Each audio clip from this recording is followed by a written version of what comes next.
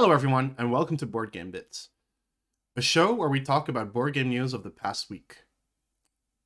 Today, a Cosmic Encounter expansion after 4 years, a Blade Runner RPG, and Murlocs make their way to Small World of Warcraft.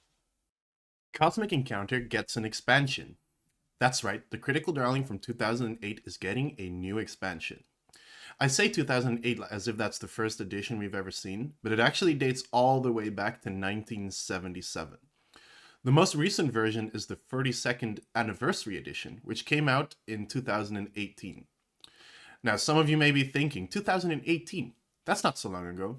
Let me remind you, old friends, that we live in 2022, and 2018 is 4 years ago. This version, the anniversary version, includes all the expansions that came before, and there hasn't been anything new since then.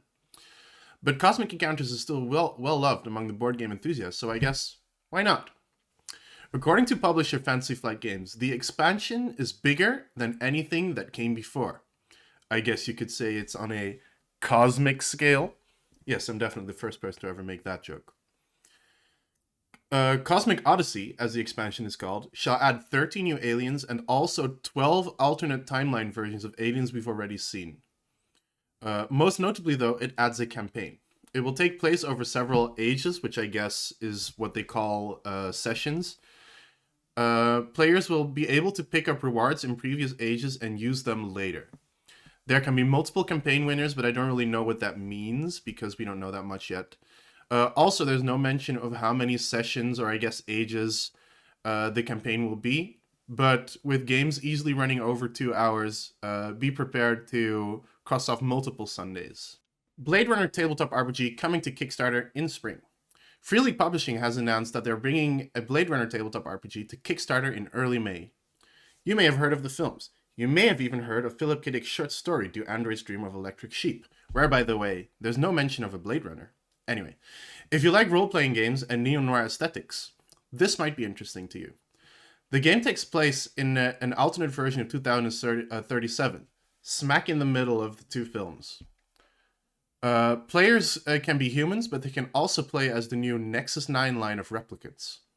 You'll be members of LAPD's Rep Detect unit, so it isn't necessarily Blade Running. The game is made with the Year Zero engine, which was also used for Alien and the Tales from the Loop RPGs. These are all made by the same publisher. Free print and play expansion Revenge of the Murlocs for Small World of Warcraft out now. That, of course, is Murloc for excitement. Small World of Warcraft. That's right, I've got a copy. A mashup between Small World and World of Warcraft, has received a mini expansion for solo play or 2 players. It essentially adds an NPC player in the form of the often bullied and rarely respected Murlocs. Great news for people who don't feel like hanging out with others. The expansion is completely free, unless you count the cost of printer paper and ink. Just download the PDF, print, and voila! In fact, you'd only be printing the rules and some score sheets because the add-on uses the Murloc tokens in the box. This may potentially make the game more fun for 2 players as well, since those sessions tend to be rather stale. Now they're slippery and wet. Frosthaven pledges ship in September. According to Dicebreaker, Frosthaven pledges will be shipping in September.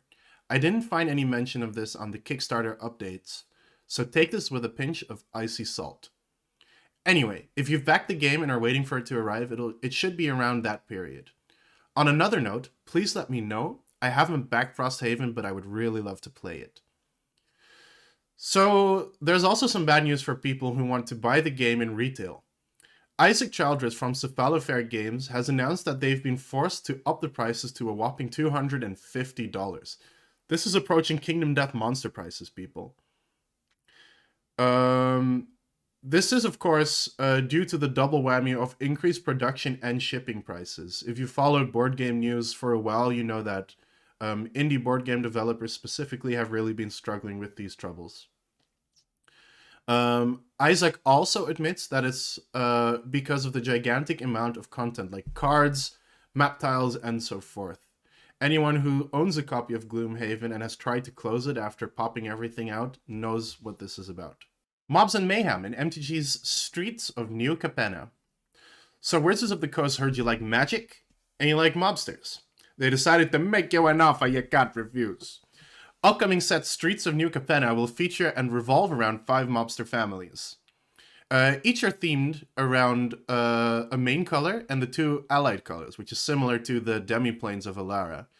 But the mobster families will be more like the Ravnica guilds that we know from the Ravnica block. These crime families all vie for control over the streets of Capenna. That's the name of the set. And each have their own signature style and mechanics. The set also comes with nifty full art lands. Now, I remember when this was something special, but that doesn't make them less pretty. Look, I'm wearing my Dicebreaker t-shirt for this. Dicebreaker, please notice me.